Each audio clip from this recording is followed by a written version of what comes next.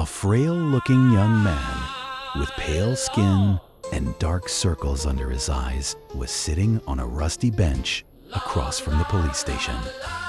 He was cradling a cup of coffee in his hands, not the cheap synthetic type slum rats like him had access to, but the real deal. This cup of plant-based coffee, usually available only to higher-ranked citizens, had cost most of his savings. But on this particular day, Sonny decided to pamper himself.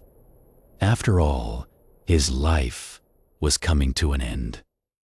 Enjoying the warmth of the luxurious drink, he raised the cup and savored the aroma. Then, tentatively, he took a small sip and immediately grimaced. Ah, so bitter. Giving the cup of coffee an intense look, Sonny sighed and forced himself to drink some more. I should have bought a piece of real meat instead. Who knew actual coffee is so disgusting?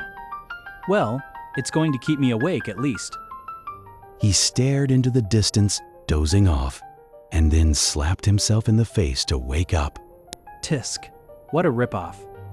Shaking his head and cursing, Sonny finished the coffee and stood up. Rich people living in this part of the city were rushing past the small park on their way to work, staring at him with strange expressions. Looking haggard in his cheap clothes and from the lack of sleep, unhealthily thin and pale, Sonny was indeed out of his place here. Also, everyone seemed so tall. Watching them with a bit of envy, he tossed the cup into a garbage bin. I guess that's what 3 full meals a day would do to you. The cup missed the bin by a wide margin and fell on the ground. Sonny rolled his eyes in exasperation, walked over and picked it up before carefully putting it in the trash. Then, with a slight grin, he crossed the street and entered the police station. Inside, a tired-looking officer gave him a quick glance and frowned with obvious distaste. Are you lost, boy?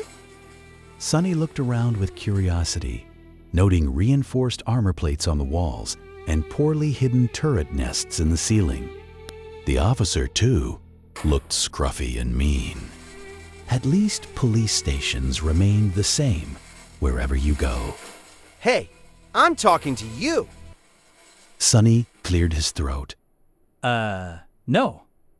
Then he scratched the back of his head and added, As demanded by the 3rd Special Directive, I am here to surrender myself as a carrier of the nightmare spell.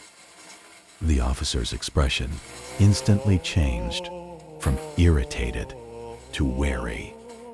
He looked the young man over once again, this time with piercing intensity. Are you sure you are infected? When did you start showing symptoms? A week ago? The officer became visibly paler. Shit.